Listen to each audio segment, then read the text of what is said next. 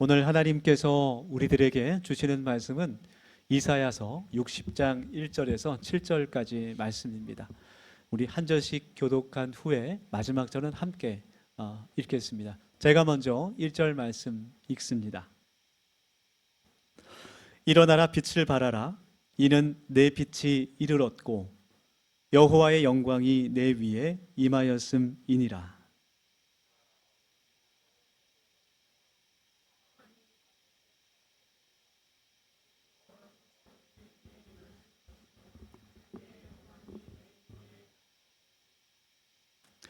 나라들은 내 빛으로, 왕들은 비치는 내 광명으로 나아오리라.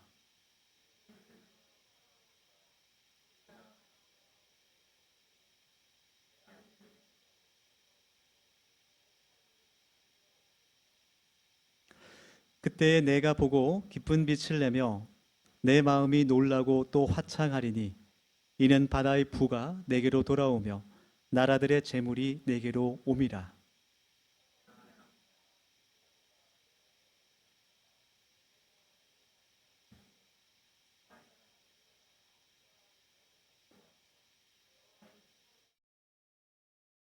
7절 말씀 같이 읽겠습니다.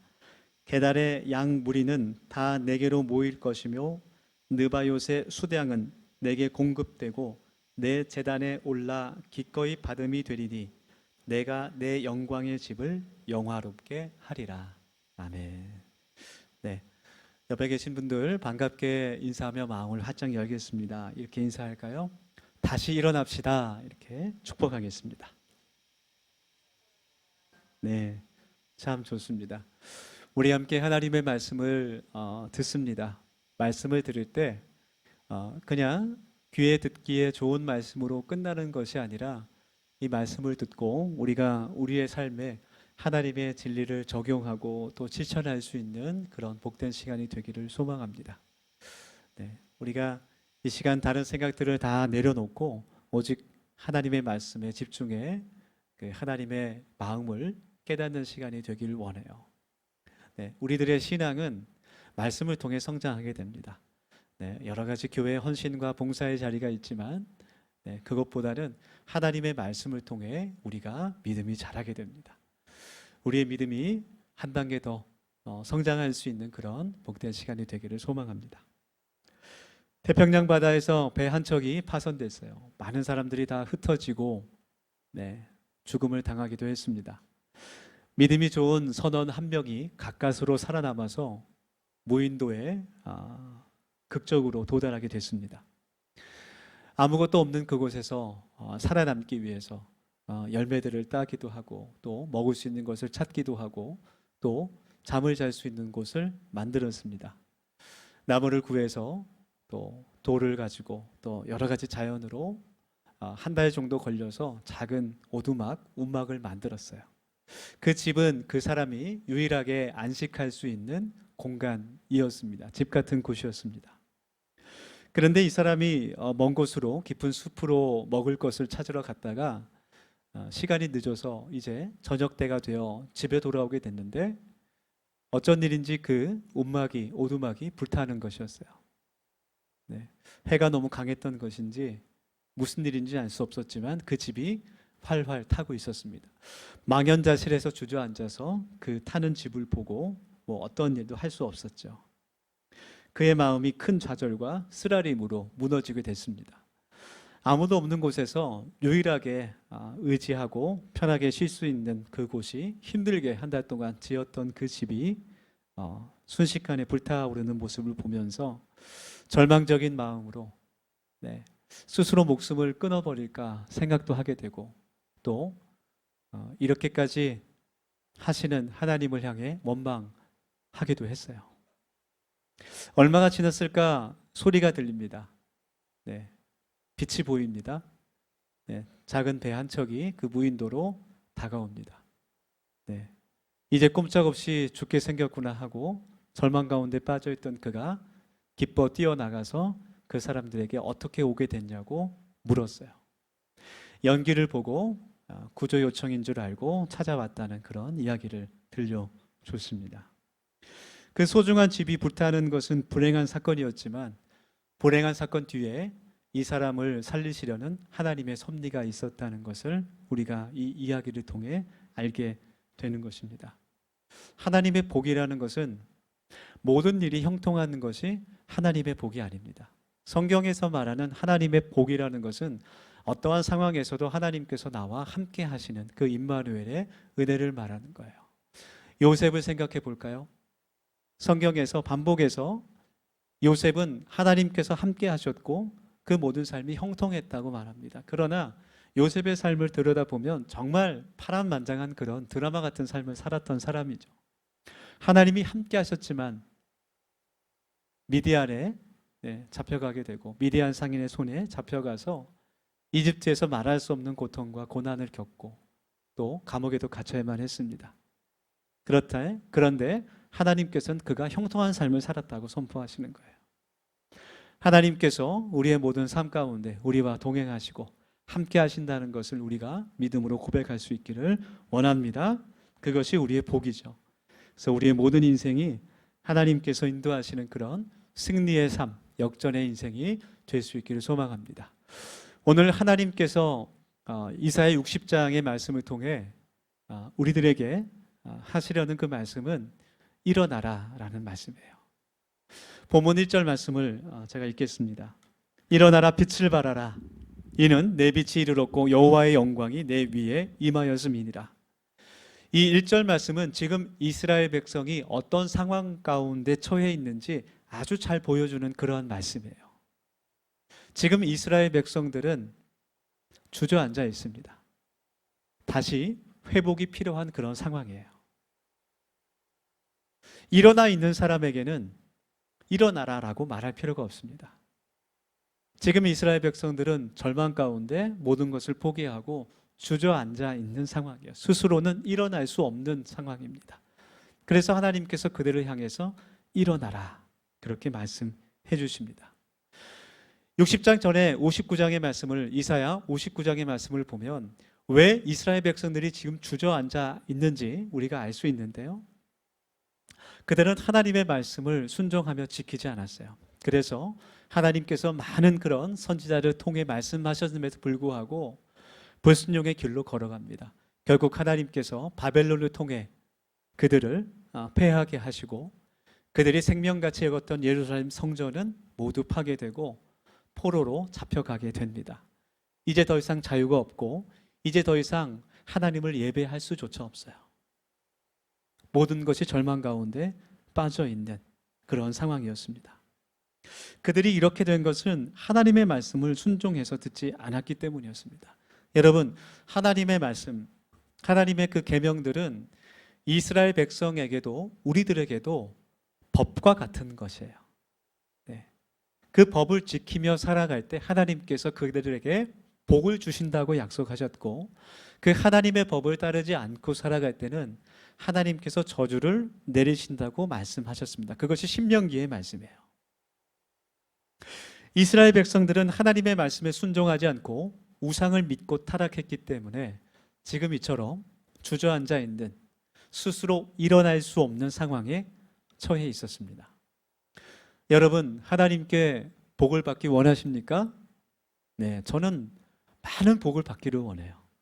네, 저와 여러분 모두 하나님의 큰 복을 받기를 원합니다. 하나님의 복이라는 것이 우리가 생각하는 물질의 복만은 아닐 수 있습니다. 그러나 저 여러분이 하나님의 풍성한 은혜로 복된 삶을 누리며 살 수 있기를 간절히 소망합니다. 그러기 위해서는 우리가 하나님의 말씀을 내 삶의 법으로 지켜야 한다라는 거예요. 그 복을 받아 누리는 우리 청년들과 우리 성도님들이 될 수 있기를 예수님의 이름으로 축복합니다. 이스라엘의 현실과 신앙이 이렇게 무너진 것은, 주저앉은 것은 그들이 계속해서 하나님의 말씀에 불순종하여 우상을 섬기고 또 자기 자신의 힘으로 하나님을 의지하지 않고도 얼마든지 살아갈 수 있다고 생각한 그런 교만 때문이었습니다. 그리고 더 큰 비극은 다시 말해서 이스라엘 백성들이 스스로 일어날 수 없고 주저앉아 있을 수밖에 없었던 가장 중요한 이유는 그들에게 소망이 보이지 않았기 때문이에요. 그들에게 희망이 보이지 않았기 때문이에요. 이 고통의 시간에서 벗어날 것이라는, 앞으로는 더욱 나아질 수 있다는 그런 소망이 그들에게 보이지 않았다는 점입니다. 여러분, 아무리 힘들고 어려운 일이 내게 닥치더라도 그것이 언젠가는 끝날 것을 내가 알면 견딜 수 있어요. 이길 수 있습니다. 언젠가는 이것이 지나가고 내가 다시 회복될 것이라는 믿음이 있을 때, 소망이 있을 때 그것을 내가 견딜 수 있는 힘과 능력을 하나님께 간구할 수 있어요. 그런데 아무리 작은 일이라도 소망이 보이지 않으면, 그러면 그 사람이 무너집니다. 마음이 무너집니다. 아무리 힘든 일이라도 이것이 곧 지나갈 것을 알게 되면 이길 수 있는 것이죠. 네.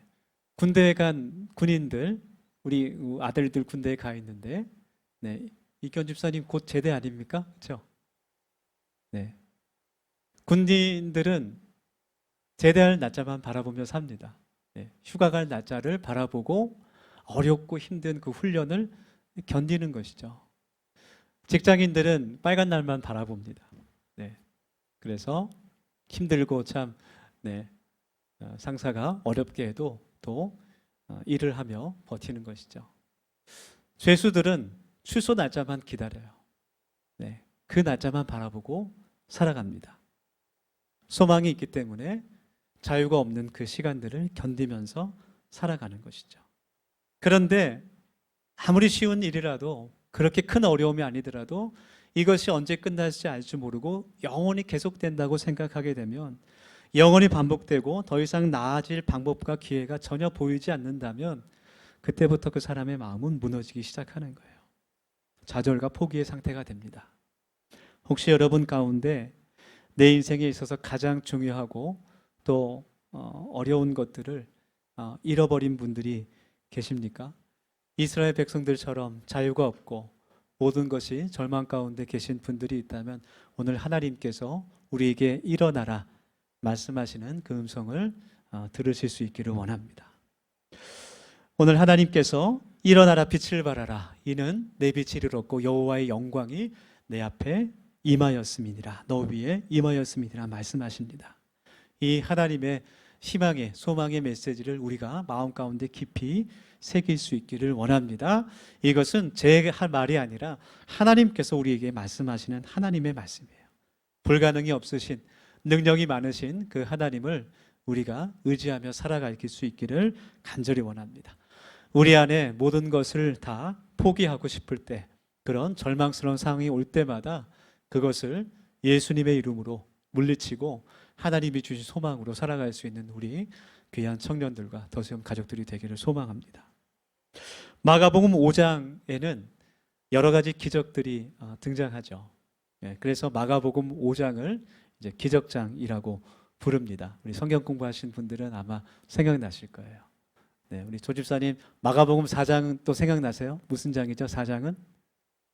네, 비유장이죠. 네, 다 기억나시는 것 같아요. 네.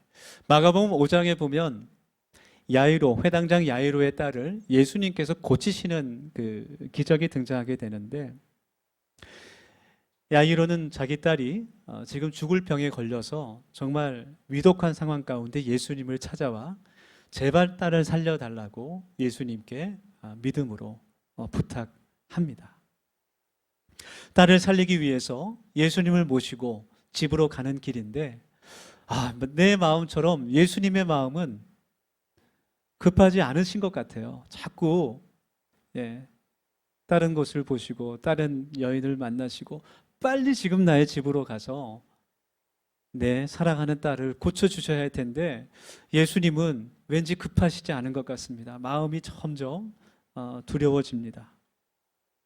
그리고 집에서 사람이 왔어요. 사랑하는 그 딸이 죽었다는 소식을 듣게 됐습니다. 이제는 모든 것이 다 끝났다고 생각했어요. 네. 예수님께서 조금만 더 빨리 가실 수 있었다면 내 딸이 죽지 않았을 텐데, 예수님을 향해 원망이 생기기 시작합니다. 그런데 예수님께서 말씀하세요. 두려워 말고 믿기만 하라. 두려워 말고 믿기만 하라. 그렇게 말씀하세요. 예수님과 함께 집으로 도착하니 사람들이 벌써 장례를 치르고 있습니다. 더운 지방이기 때문에 시체가 빨리 부패해요. 빨리 장례를 치러야 됩니다. 그곳에 있는 사람들도 야이로와 마찬가지로 이제 모든 것이 다 끝났다라고 생각하는 거예요. 아무런 희망이 없습니다. 그런데 예수님께서 그 사람들에게, 야이로에게 이 아이가 죽은 것이 아니라 잠을 자고 있다라고 말씀하세요. 잠을 잔다는 건 무슨 뜻입니까? 다시 일어난다는 뜻이에요. 다시 깨어난다는 그런 의미입니다. 예수님께서 그 죽은 아이의 손을 잡고 달리다굼이라고 말씀해 주십니다. 네, 아람어인데 번역하면 소녀야 일어나라, 그런 말이죠. 네, 우리 다시 한번 옆에 계신 분들에게 선포하면 좋겠습니다. 달리다굼 선포해 보면 좋겠습니다. 네. 마가복음 5장 42절의 말씀이에요. 소녀가 곧 일어나서 걸으니 나이 12살이라. 사람들이 곧 크게 놀라고 놀라거늘 예수께서 이 일을 아무도 알지 못하게 하라고 저희를 많이 경계하시고 이에 소녀에게 먹을 것을 주라 하시니라. 아멘. 이제 다 끝이라고 생각했어요. 아무런 희망이 없다고 생각했지만 예수님께서 그 소녀를 다시 일으키시고 죄와 사망의 권세에서 자유하게 해주셨습니다.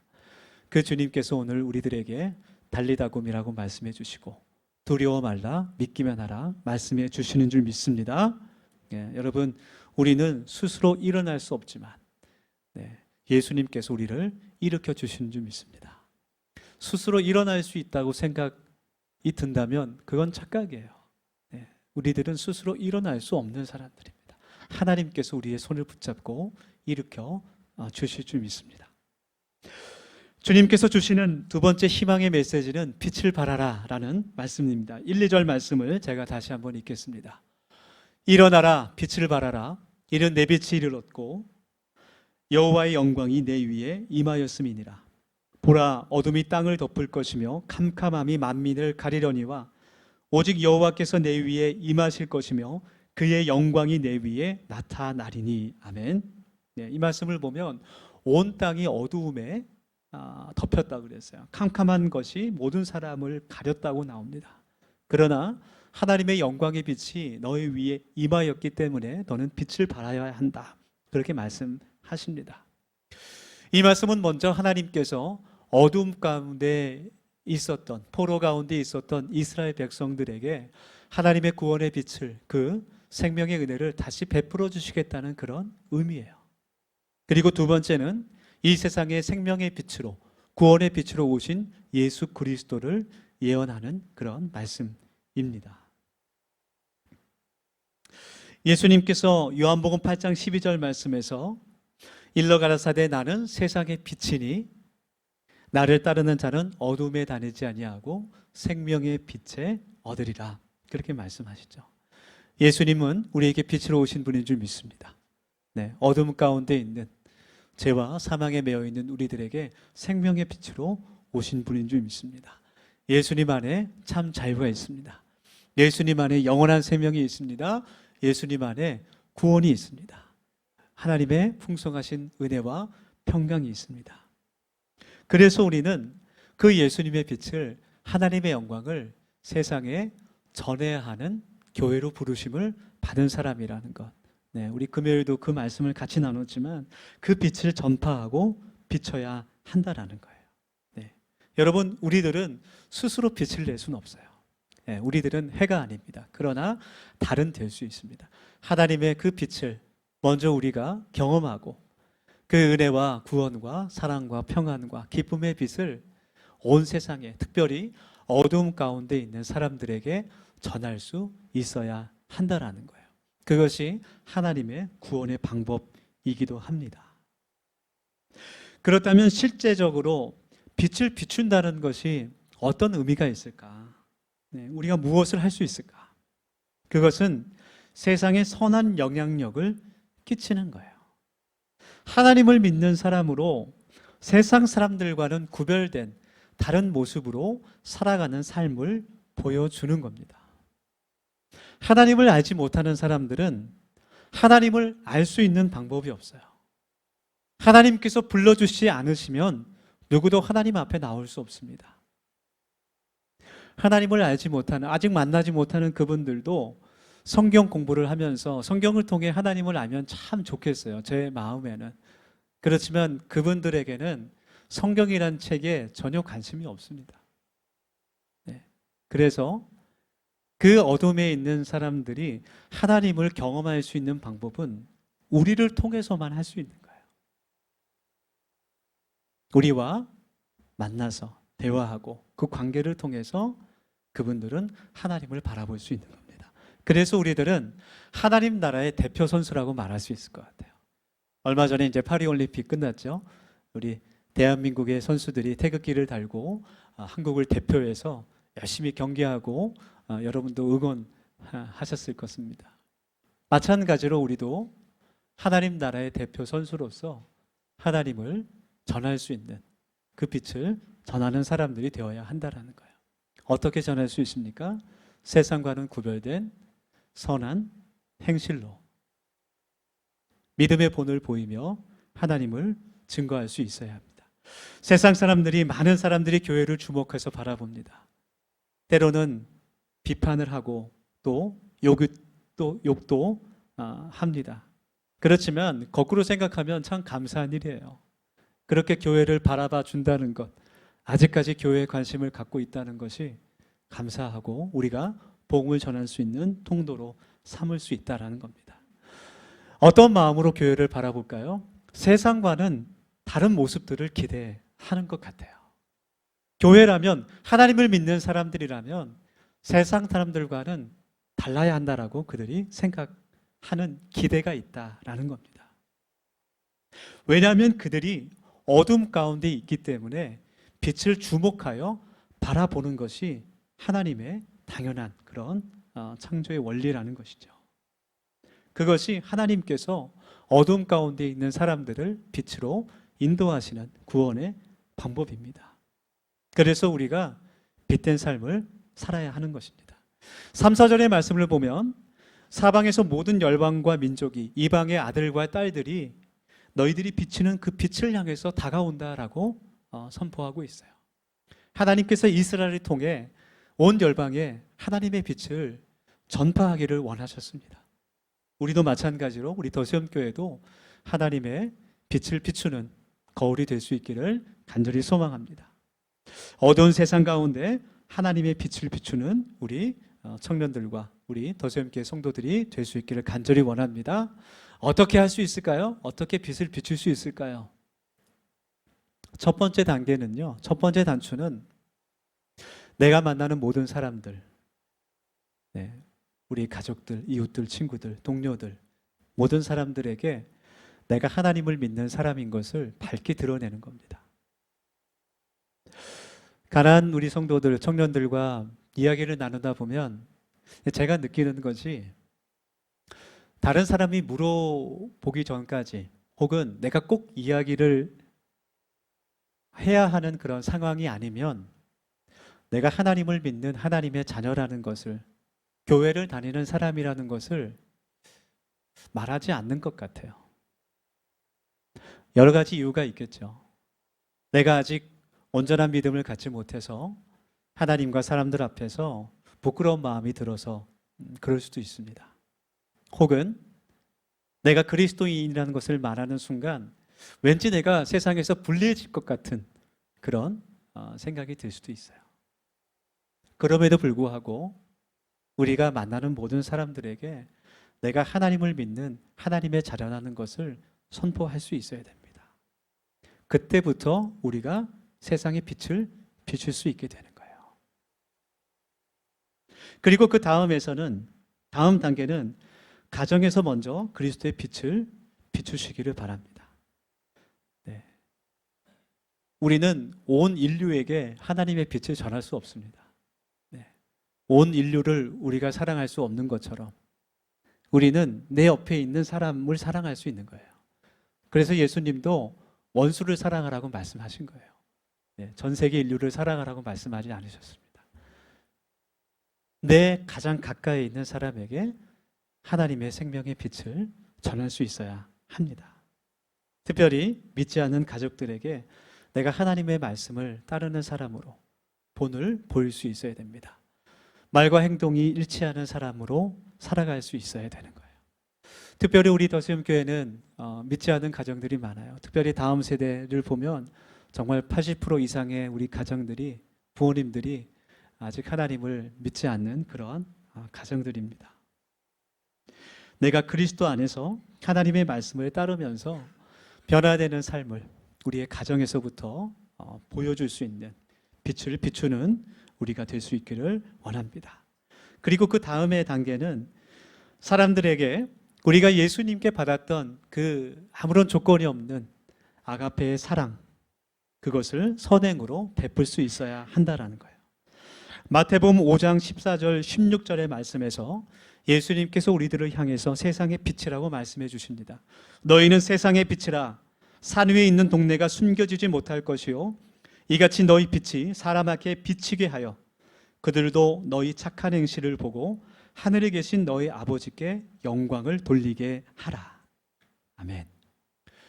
이 말씀에 나오는 착한 행실이라는 것은 우리의 신앙적인 삶을 뜻하는 것이 아닙니다. 세상 사람들은 우리들의 신앙을 보고 감동하지 않아요. 우리가 헌금을 얼마나 내는지, 우리가 예배에 얼마나 잘 참석하는지, 얼마나 손을 들고 뜨겁게 찬양하고 열정적으로 통성으로 기도하는지 큰 관심이 없습니다. 그것을 보고 감동하지 않아요. 오히려 미쳤다고 말할 겁니다. 그러나 우리가 세상의 빛으로서 하나님의 자비와 사랑을 가지고 정말 세상 사람들이 어려워할 때 그들과 함께 해주고 작은 것이라도 그들에게 도움을 주며 내가 하나님의 자녀라는 것을 이야기할 때 그들이 마음의 감동을 받게 되는 것입니다. 여러분, 오늘 말씀을 우리가 마음속에 깊이 담으면서 한번 우리의 삶을 되돌아봤으면 좋겠어요. 내가 세상 사람들에게, 우리 가족들에게 어떠한 사람으로 비춰지고 있는가? 저 사람 내가 교회 다니는 사람인 줄 알았어. 역시 뭔가 다른 것 같아. 나도 한번 교회에 가보고 싶다라는 말을 듣고 있는지, 아니면 반대로 정말 충격인데 헐, 저 사람이 교회를 다니다니, 나는 절대로 가지 않겠어, 이런 말을 들으면 안 되겠죠. 하나님께서 오늘 말씀을 통해서 우리들에게 일어나라, 빛을 발하라, 그렇게 말씀해 주십니다. 이 말씀을 우리가 마음에 깊이 새기면서 하나님께서 기뻐하시는 하나님 나라의 대표 선수가 될 수 있기를 간절히 소망합니다. 오늘 4절부터 본문 4절부터 7절까지의 말씀을 보면 하나님께서 이스라엘에게 약속하시는 그 회복의 모습들이, 축복들이 나오고 있어요. 이것을 한마디로 표현한다면 내가 잃어버렸던 것들을 다시 되찾는 그런 회복의 메시지, 그런 은혜였습니다. 먼저 그들이 잃어버렸던 모든 물질이 돌아오는 것을 하나님께서 약속해 주십니다. 또한 그들이 잃어버렸던 신앙과 예배가 다시 회복되는 그런 약속이 기록되어 있어요. 이것은 예수님께서 하나님의 백성들이 잃어버린 구원과 생명과 하나님의 그 복을 다시 회복시켜 주신다는 그런 메시지가 있는 말씀인 것입니다. 우리가 오늘 이 말씀을 우리의 가슴에 깊이 새기면서 함께 이 시간 기도하길 원합니다. 지금도 어둠 가운데 있는 잃어버린 영혼을 찾길 원하시는 하나님, 그리고 먼저 우리가 일어나서 회복되기를 바라시는 그 하나님, 하나님의 마음을 가지고 함께 하나님의 그 생명의 빛을 전하는 교회 될 수 있도록 함께 우리 세 가지 기도 제목을 가지고 기도하는 이 시간이 되기를 원합니다. 첫 번째로 기도할 때 하나님 우리를 다시 일으키시는 하나님의 은혜를 경험하게 하여 주시옵소서. 그렇게 기도합시다. 우리 두 번째로 함께 기도할 때 예수 그리스도의 빛으로 세상을 비추는 교회 될 수 있도록 주님 도와주시옵소서. 그렇게 기도하겠습니다. 우리 세 번째로 기도할 때 하나님, 내가 먼저 변화되게 하여 주시고 나의 가정이, 직장이, 이웃이 변화될 수 있도록 하나님, 나를 도구로 사용하여 주시옵소서. 그렇게 기도하기를 원합니다. 우리 함께 통성으로 1분 정도 함께 기도하며 나아가겠습니다. 하나님, 은혜를 감사합니다. 오늘 함께 주신 말씀을 붙잡으며 우리 마음 가운데 깊이 새기며 이 시간 결단하며 기도합니다. 하나님께서 우리들에게 생명의 빛으로 오셔서 하나님, 우리를 그 어두운 가운데 자유하게 하시고 또 평안의 복을 허락하여 주셨사오니 하나님, 우리가 그 생명의 빛을 하나님, 그걸 일주일 생명에 전할 수 있는 하나님의 도구가 될 수 있도록 하나님 도와주시고 모든 것을 되찾게 하시고 회복시켜 주시는 하나님의 풍성한 은혜가 우리의 삶 가운데 넘칠 수 있도록 하나님께서 우리에게 복의 복을 더하여 주시옵소서. 하나님, 먼저 내가 그 생명의 빛으로 새롭게 변화될 수 있기를 원합니다. 하나님, 세상에 하나님의 자녀로서 하나님 나라의 대표로서 그 나라를 세워가는 복된 하나님의 사람이 될 수 있기를 소망합니다. 하나님께서 은혜 베풀어 주셔서 하나님, 나의 변화를 통하여서 하나님, 우리의 가정이, 하나님, 우리 이웃이 새롭게 변화될 수 있는 놀라운 하나님의 은총 가운데로 인도하여 주시옵소서. 감사합니다. 주님, 하나님 은혜를 감사합니다. 하나님께서 저희들을 부르시고 또 택하셨음을 믿고 이 시간 감사와 찬양으로 하나님께 나아갑니다. 하나님, 오늘 주신 말씀을 저희들이 마음속에 깊이 새기며 예수님의 그 빛을 세상에 널리 전할 수 있는 더세움 교회 되게 하여 주시옵소서. 하나님, 모든 것을 회복시켜 주시는 그 하나님의 풍성한 은혜가 우리 청년들과 모든 성도들의 삶 가운데 하나님 말씀대로 이루어지도록 주님 복의 복을 더하여 주시옵소서. 예수님의 이름으로 감사하며 기도드립니다.